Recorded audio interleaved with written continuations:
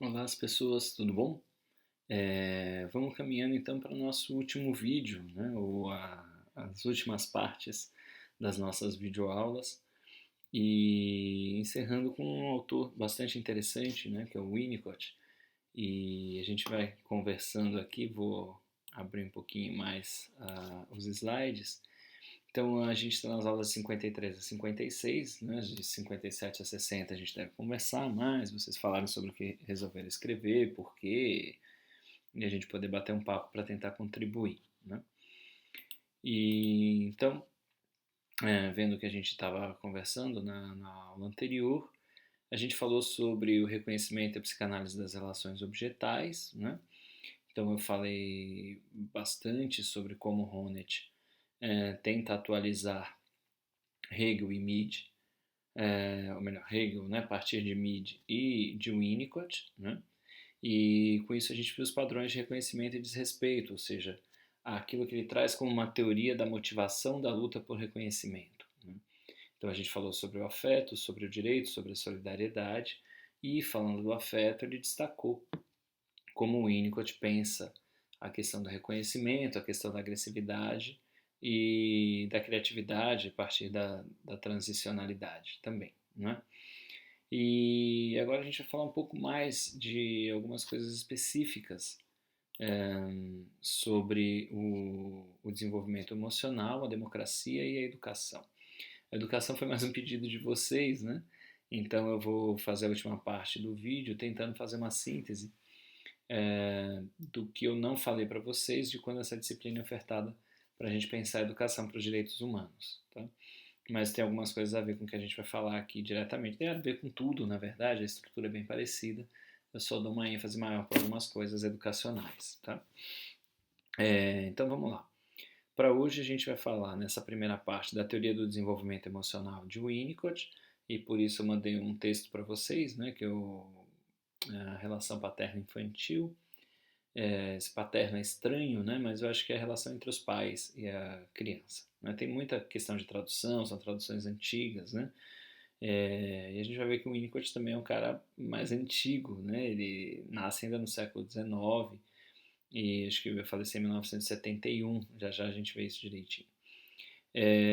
Depois eu vou fazer uma síntese do texto do Winnicott e sobre a democracia, que é bem engraçado, mas tem umas ideias interessantes, e fazer um breve comentário sobre uma pesquisa. Eu estava fazendo uma pesquisa para essa aula e acabei encontrando um livro organizado pelo Loparic, que tem alguns textos que comentam a questão da ética do cuidado da Carol Gilligan a partir do Winnicott. Eu já não sabia que tinha gente fazendo essas aproximações.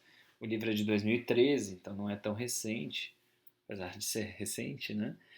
E achei bem interessante com o que a gente está falando aqui, então vou fazer um breve comentário sobre isso. E por fim, falar sobre educação para os direitos humanos. E aí eu vou retomar algumas das ideias centrais que a gente trabalhou aqui, apresentar algumas teses do Hans Joas, que a gente acabou não abordando, né, na disciplina, e falar um pouco sobre minha concepção mais geral, né, de educação para os direitos humanos, com essas coisas todas que a gente vem estudando aqui. Bom, então vamos lá. Primeiro, né, essa ideia da teoria do desenvolvimento emocional de Winnicott. Eu queria chamar a atenção para o fato de ser efetivamente uma preocupação com o desenvolvimento emocional, né? Que é algo que o Honneth destaca ali. E é o nome que o Winnicott dá, e as pessoas que têm se especializado, né, que estudam bastante o Winnicott, têm relacionado com a teoria dele. Então, é claro que ele fala do desenvolvimento cognitivo, intelectual, mas não é o foco dele, né? Ele até fala da possibilidade de um autodesenvolvimento intelectual, mas pouco desenvolvimento emocional. Isso tem suas consequências, isso gera defesas e sofrimentos é, específicos e por aí vai, né? Mas o porquê que é interessante, né? Eu acho que eu falei para vocês, o Winnicott não é só o Honneth que tem abordado o Winnicott de forma muito séria, né? Ele é um psicanalista muito sério e pouco conhecida na Bahia. Eu digo isso para vocês no contexto em que eu me formei, né? Me formei entre 1996 e 2000, já faz um bom tempo, né? E essa hegemonia que a gente tem aqui, né, lacaniana, skinneriana, é claro que Lacan e Skinner são importantes, mas eram mais alguns autores, né? Eram mais dois autores entre vários outros autores importantes. Né? O próprio Piaget, o Vygotsky, o Winnicott, o Bion, né? A Melanie Klein, são todos autores importantes no campo da psicanálise no Brasil. Né? Mas na Bahia, por algum motivo histórico que merece ser estudado, se alguém já não estudou, há uma hegemonia lacaniana. Né? Então, quando eu cheguei, eu estranhei muito, porque tem autores pouco falados e autores de relevância mundial, né? Nos cursos de psicologia da Bahia. E o Winnicott é um deles. Né? Em alguns momentos, algumas pessoas tentaram trabalhar com o Winnicott em pós-graduação. A Carol, né, que era professora de filosofia da UFES, tem um contato próximo com o pessoal que trabalha com o Winnicott em Campinas, em São Paulo, e tentou trazer isso para a UFES. A gente fez 2 eventos, né, para tentar divulgar um pouco mais o pensamento do Winnicott. E uma das minhas falas num desses eventos foi chamar a atenção para como os cientistas sociais, a educação, né, e outros campos têm dado relevância à psicanálise winnicottiana. Só para vocês terem uma ideia, a gente tem o Honneth, né, falando diretamente disso.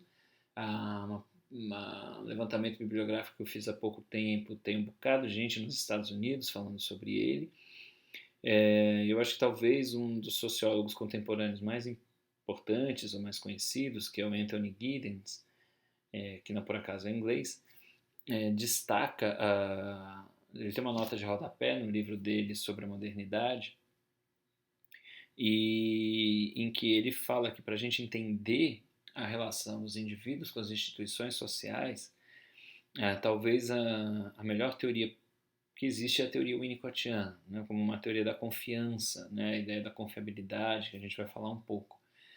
E ele até menciona o lacanismo como uma teoria interessante para a compreensão da fragmentação dos sujeitos, né, para algo que envolve essa fragmentação, mas compreender a relação dos sujeitos com as instituições é algo que não caberia. E ele ainda vê uma outra vantagem na teoria winnicottiana, que é um diálogo possível, né, com as teorias da comunicação e com a filosofia de Wittgenstein. O que é curioso porque ainda não vi nenhum trabalho, pelo menos no Brasil, mais voltado para essa relação, a não ser do próprio Honneth, que faz esse diálogo, né, com pragmatismo, então se aproxima do Winnicott e vê uma semelhança possível aí.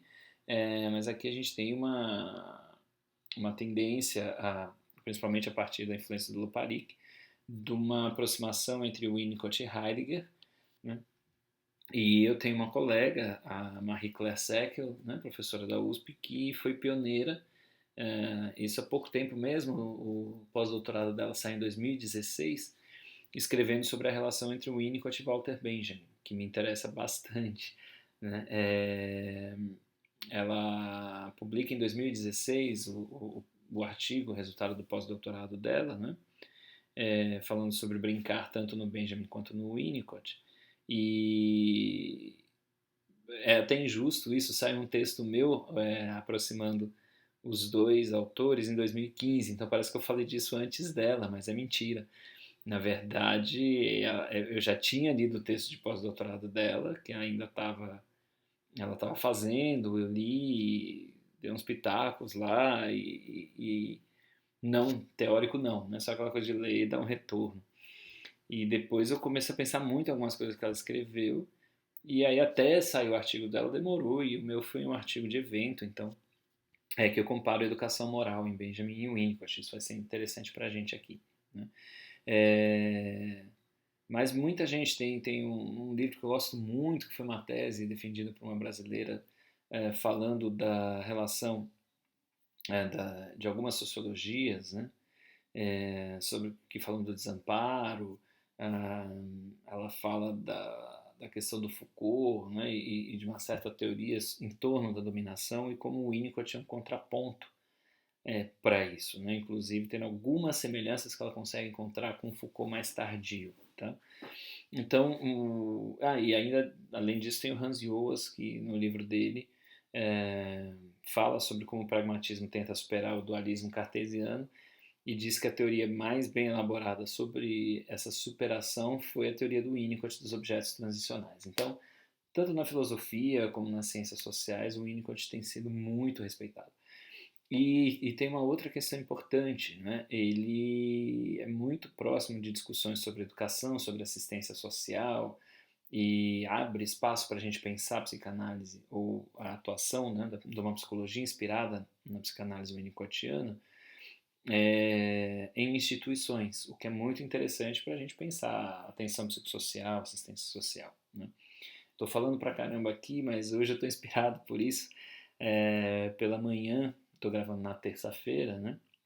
Eu fui ouvinte num curso muito bacana falando sobre a segunda esposa do Winnicott, que é a Claire Winnicott, e era assistente social e é um pesquisador estadunidense que fala sobre ela. Acho que é Joel Cantor o nome dele. A gente não tem nada dele em português ainda, mas ele mostra como o trabalho em assistência social dela, né? O trabalho que ela e o Winnicott acabam desenvolvendo durante a Segunda Guerra Mundial, com as crianças que são afastadas dos seus pais por conta dos bombardeios, né, que aconteciam, e que então começam a apresentar várias questões, esse cuidado, essa forma deles construírem esses atendimentos a essas crianças, né, em instituições, né, ou em lares adotivos momentâneos, né, porque depois essas crianças voltariam para os pais, mas algumas acabaram perdendo os pais e tudo mais. Essa possibilidade que eles tiveram numa situação de crise extrema transformou a vida dos dois, a ponto dela propor algumas ideias teóricas muito interessantes que partem de alguém com formação em ciências sociais e na assistência social e chegam num psicanalista que produz boa parte da obra dele em revistas de assistência social, em debates com assistentes sociais. Então, mudou tanto a vida deles que os dois acabaram se casando e construindo muita coisa interessante teoricamente juntos, né? Apesar dela ficar apagada na história, porque, como sabemos, há uma valorização dos intelectuais homens, né? Injusta, por sinal. Mas, feita toda essa propaganda, né, e isso nos interessa, a gente vai ver, a gente entra numa discussão um pouco mais teórica, né, seguindo o texto. E o que eu chamo a atenção de vocês? Né? Porque eu acho o Winnicott interessante para essas coisas. Primeiro, porque a grande ênfase dele é nas influências pessoais e ambientais no desenvolvimento do indivíduo. Apesar dele ser pediatra e se preocupar muito com a questão da criança, eu acho que isso que ele está dizendo vale para toda a vida. Né? A gente entender como as influências pessoais e ambientais envolvem esse desenvolvimento emocional, que mesmo nos adultos está muito passível de regressões, de dores, de sofrimentos, né? E a gente só consegue entender isso se a gente entende essa base que vem da infância. E lá, em algum momento do texto, ele usa, preciso fazer uma lista, né, dos momentos que o Winnicott usa o termo reconhecimento. Eu até tinha, mas não encontrei para trazer aqui hoje. Então ele fala que esse reconhecimento de um não eu verdadeiro pertence à extrema sofisticação e à maturidade do indivíduo. Isso é muito interessante. Ele fala dessa extrema sofisticação, parece que é alguma coisa muito, né, adulta, digamos assim, mas é interessante porque ele está falando primeiro do reconhecimento de um não eu verdadeiro, né? Ou seja, quando a criança consegue reconhecer que alguém não é ela e que, portanto, ela começa a se reconhecer enquanto pessoa. E ele fala de sofisticação, mas isso acontece com meses. Só que é um processo muito complexo nesses meses iniciais, né, desse primeiro ano de vida, que pode se estender para o segundo. Só que ele está contrastando com Freud, né? Então ele está basicamente falando do problema da teoria freudiana, como está logo na próxima frase, ter reconstruído a infância a partir dos adultos. Então Freud passou a postular que na infância estivessem já estruturas muito elaboradas, né? E com isso Freud acabou deixando de lado algo extremamente importante para o Winnicott, que é o cuidado materno. Ele está chamando de cuidado materno porque é o cuidado básico para a sobrevivência do bebê. Mas a gente pode chamar de cuidado se a gente não quiser entrar nessa polêmica. Né? O materno é para materna, para qualquer pessoa que materne, né? Que pode ser o pai, pode ser a avó, o avô, e aí tanto faz. Mas se alguém se incomodar com isso, pense na questão do cuidado. Tá? Então, ainda que Freud reconheça numa nota de rodapé, como o Winnicott mostra, né, a importância desse cuidado, esse cuidado acabou ficando de lado na teoria. E essa é a grande questão que o Winnicott quer discutir aqui. Né? Por isso ele fala desse reconhecimento como sofisticação, mas basicamente ele está dizendo que o reconhecimento, para a gente aqui interessa, o reconhecimento só é possível a partir do cuidado. Né? Sem esse cuidado, o reconhecimento não se dá. Né? E isso é um processo complexo que o bebê vive. Então, a grande ideia que eu acho que ele coloca aqui para a gente é que o lactente, que é como ele chama, né, esse bebê, o infante, né, que é o que ainda não tem fala, e o cuidado materno formam uma unidade. Então, o que ele está querendo dizer? Isso nos lembra aquela ideia do ser si mesmo em um outro, né, que o Honneth destaca tão bem lá no texto dele. Então, o que ele está dizendo é unidade, é uma coisa só, lactente, né, ou bebê, e o cuidado materno. Tá? Então, não dá. Por que ele está falando isso? É claro que existe o lactente separado para gente que consegue ver isso. Mas não existe efetivamente um lactente se não tiver alguém cuidando, porque ele deixa de existir, ele morre. Né? Então, essas coisas são inseparáveis para o Winnicott. Tá? E aí eu chamo a atenção, né? Não é ele falando, mas sou eu interpretando, que a ideia dele falar em cuidado materno, ele está centrando na ação. Né? Ou seja, é esta interação com o bebê que ainda não se diferencia que se torna o todo. Né? Então, a ação do cuidar, ou essa interação, que já é uma comunicação na teoria winnicottiana, uma comunicação sutil, uma comunicação inconsciente, mas é uma comunicação, e aí a gente lembra lá da ação comunicativa, que formam um todo. E o que vai dizer ele? Como não está no campo da linguagem, da razão, o cuidado materno se baseia na empatia, né? Se baseia numa capacidade empática, numa capacidade afetiva, né? Que é extremamente necessária para o início do desenvolvimento emocional, do desenvolvimento afetivo. Então, sem isso, não vai ter uma pessoa. Né? Ele vai dizer que a gente nasce desintegrado, a gente já vai ver isso, e precisa se integrar. E essa integração começa muito rudimentarmente com esse complexo, com essa unidade entre o bebê e o cuidado. E aí o que ele vai dizer? O bebê vai ter rudimentos de eu porque ele pega o eu da mãe emprestado. Né? É esse apoio do eu da mãe, né, ou do ego da mãe, que vai dar alguma possibilidade de organização e integração para o bebê. Né? Então, lembrando de Hegel, de novo, né, essa relação, né, vai precisar se transformar, porque quando o ego do lactente se torna livre do apoio do ego da mãe, é que há uma diferenciação em um self pessoal e separado. Então, aquilo que Freud descreve, essa é a intenção do Winnicott no texto, já é um processo que teve toda uma questão infantil anterior e que só quem trabalha com criança poderia perceber. O Winnicott faz essa crítica de que os psicanalistas não tinham a menor ideia do que era uma criança, o que é estranho, porque a criança é a base, né, de toda a teoria. E vai para a questão do desenvolvimento das zonas erógenas, né, do narcisismo primário, aquela coisa do perverso polimorfo, que o Winnicott acha tudo muito estranho, porque tudo isso já implicaria numa complexidade, sem levar em consideração que antes do bebê ser um, ele foi pelo menos dois. Né? Então, é essa relação, né, que para o Winnicott é extremamente essencial e pouco estudada pela psicanálise até então. Né? E eu estou chamando isso de reconhecimento. Então, é justamente essa capacidade de diferenciação de um self pessoal separado daquele da mãe, que é a capacidade de reconhecimento. Então, essa separação do self, né, a estruturação do ego e o esquema corporal, que são pressupostos na psicanálise freudiana desde o começo, para o Winnicott são construções que não podem ser presumidas teoricamente. Então, essa é uma crítica direta a Freud. Tá? E com essa crítica, ele está dizendo: eu sofri uma influência importante, que foi a influência de Melanie Klein. A Klein dá um importante passo na direção da dependência, de mostrar que a criança no começo é muito dependente. Só que também a Klein, que dá esse passo, desconsidera o cuidado materno. Então vejam que o Winnicott está muito preocupado com o cuidado. Né? Para essa discussão que a gente já fez da ética do cuidado, é interessante porque ele está dizendo o cuidado é o básico para alguém se tornar ser humano.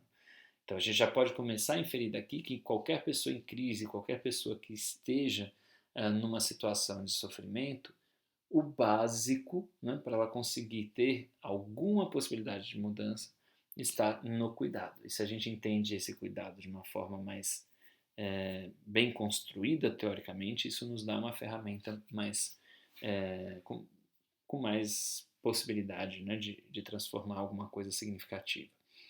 Então, o que ele vai dizer? Essa ideia, né, que é bem básica no Freud, eu acho muito interessante, o Winnicott vai na veia, né? É um importante texto de Freud, acho que de 1911, que é sobre os dois princípios do funcionamento mental, né? Então é Freud teorizando sobre como é que a gente vira a gente, é a passagem do princípio do prazer para o princípio da realidade, né? Ou seja, o que eu costumo brincar em aula, né? Que o Freud fala que a gente nasce uma bolinha de id, e esse id vai gerando uma camada defensiva que é o eu, e depois surge o super-eu, né? Já na segunda tópica. Para o Winnicott não funciona bem assim. Né? Essa ideia do id só vai existir quando existir o eu. Antes não faz sentido falar dessa separação para o Winnicott. O que o aproxima muito da ideia lá do Mid. Né? Se a gente for lembrar, o Mid está dizendo não tem essa cisão impulsos-sociedade. Né? Como se os impulsos e essas coisas todas já estivessem prontas e aí vem a sociedade e entra em conflito. Né?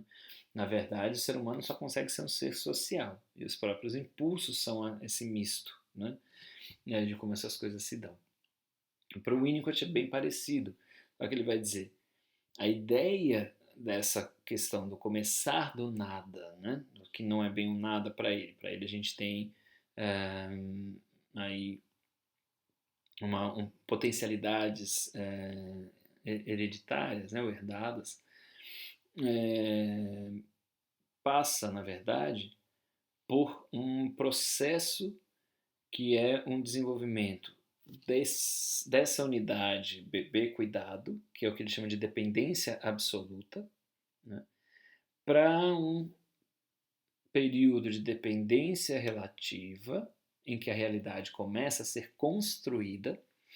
Então isso é bem interessante também, porque o Winnicott fala de uma construção conjunta da realidade, né, entre o bebê e o cuidado, o bebê e o ambiente, e daí a ideia da criatividade, né, como base de construção do mundo e do si mesmo, que aí sim a gente vai poder falar em duas coisas, e aí aparece um eu e um id, e aí os processos freudianos passam a fazer sentido para o Winnicott, mas depois desse processo todo, que ele vai descrever aqui, né, e enfim a independência ou rumo à independência, né, que é quando a criança então consegue ir se tornando efetivamente um ser diferenciado e vai desenvolver isso pela vida toda.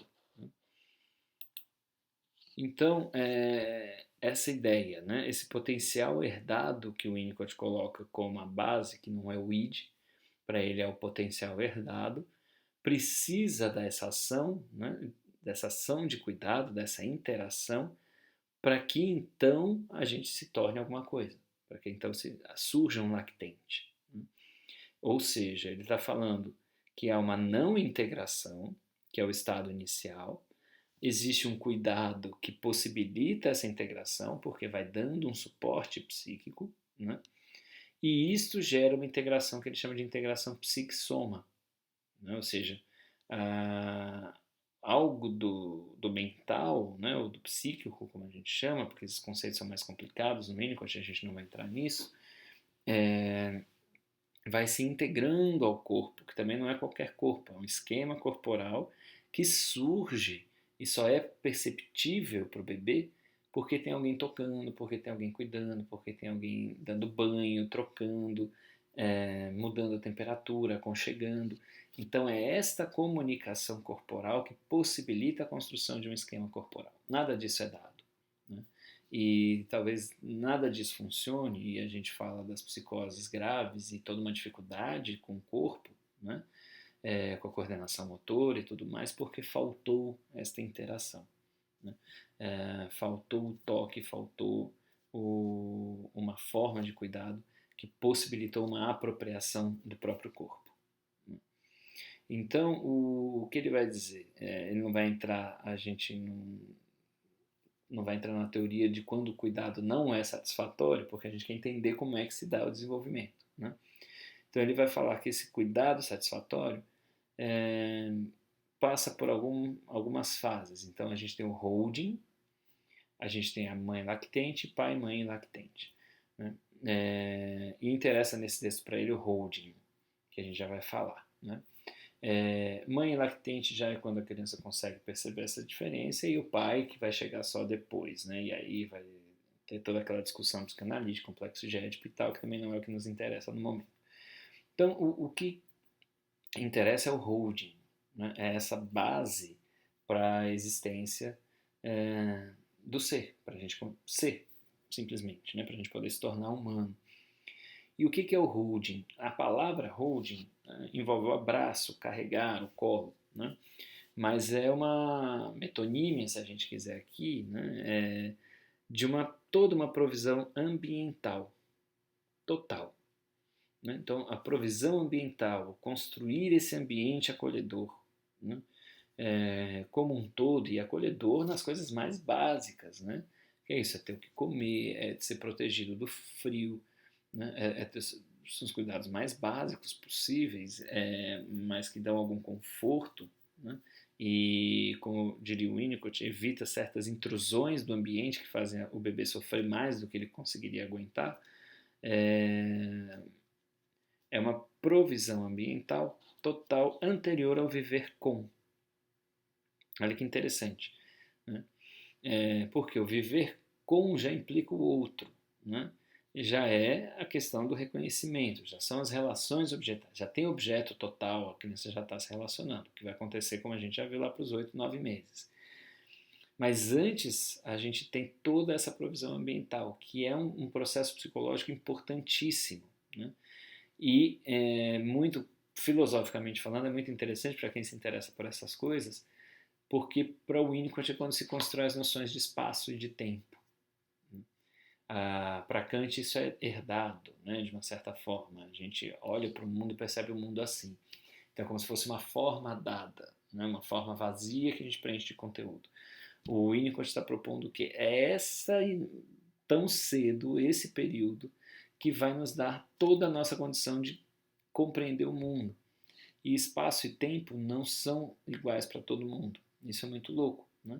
Espaço e tempo vão depender do ritmo materno, do ritmo do cuidado, da rotina, vão depender do toque, de como o corpo se locomove, né, de como ele é acolhido. Todas essas coisas vão então construir tempo e espaço. E o viver com, já falei, são essas relações objetais, esse reconhecimento, né? Tá, já fui para outra parte, já estou terminando a primeira parte.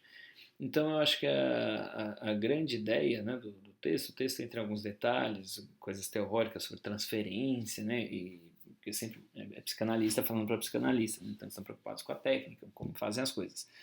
Mas para a gente, o que eu acho interessante é dar essa ideia de que o reconhecimento vai ser importante, a gente vai falar um pouco mais ali na parte sobre democracia, mas principalmente, acredito eu, que é dar condições para que o reconhecimento aconteça, né? Aqui eu estou extrapolando o texto do Honneth, que o Honneth está lá teorizando, aqui a gente já está pensando para que serve isso, né? Então, essa ideia da consistência, da possibilidade de confiança, de como essa relação se constrói, estaria muito voltada para a técnica do holding, né? Hoje, no curso foi muito interessante, né? Porque no final foi comentado por um ex-professor meu, um unicotiano bastante respeitado, que é o Gilberto Safra, e ele fala do conceito de placement, né? Que tem a ver com construir um lugar, né? Ou possibilitar esse lugar que a gente já vem falando, né? Eu falei dos espaços seguros, da Patricia Hill Collins, do lugar do brincar, do Benjamin, do playground, do Winnicott, mas esse placement, né, que não tinha me dado conta, ele falou disso hoje, que tem a ver com essa questão, né, e que eu aprendi um bocado, por exemplo, com o movimento de população de rua, que eles estão sempre ali, eles passam a confiabilidade, eles tentam estar presentes e não falhar, porque quando eles falham, eles sabem que o trabalho volta muito no tempo. Né? Primeiro, respeitar o tempo do outro, o timing, que é algo que o Winnicott coloca, que é muito importante, a gente já vai ver ele falando disso também. Mas eles sabem que eles não podem falhar, porque eles precisam passar confiança, eles precisam construir esse holding, eles têm que construir esta provisão, ainda que precária, mas que se torna a possibilidade de uma pessoa em crise, né, ou com vínculos rompidos, reconstruírem vínculos. Então isso é muito interessante para a gente pensar institucionalmente, o papel das instituições e as possibilidades desses espaços seguros, e de como isso está vinculado a uma forma de confiar em si mesmo, né? Autoconfiança, confiança no mundo e até um reposicionamento efetivo de espaço e de tempo no mundo, e de participação e de ação. Né? Então, esse texto acho que ele é muito interessante porque ele mostra essa possibilidade para que neste suporte a gente consiga, apesar de todos os pesares, chegar num ponto em que a gente sabe que o outro é o outro e eu sou eu, né? Em que o reconhecimento se torne possível afetivamente falando, ok?